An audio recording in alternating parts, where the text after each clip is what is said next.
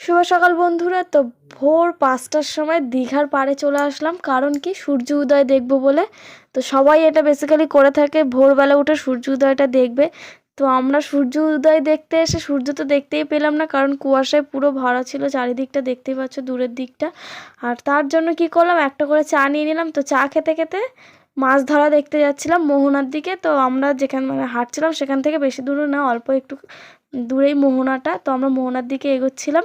আর দেখো সমুদ্রের যে ঠান্ডা একটা হাওয়া, যে এত ভালো লাগছিলো সকালবেলায়, পুরো একদম ভোর ৫টার সময় চলে আসছে সবাই। আর রাস্তা পুরো ফাঁকা আর ঠান্ডা ঠান্ডা ওয়েদার, তার মধ্যে খাচ্ছি গরম গরম চা, জাস্ট অন্যরকম লাগছিলো। আর এখানে এই টাইমটায় খুব কম লোক থাকে এখানে।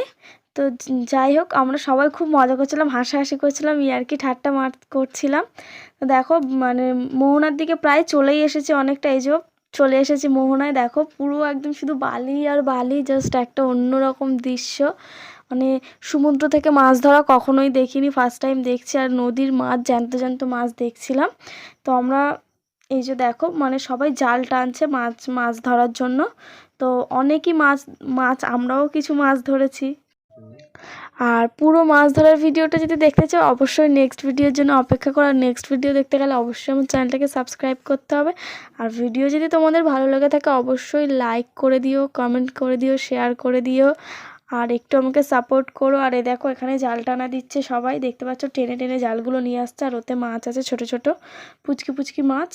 আর এদিকে আমরা দেখো একটা স্টারফিশ দেখতে পেয়েছি আমার বরমশাই, তো হাতে নিয়ে দেখছিল, আমিও দেখলাম।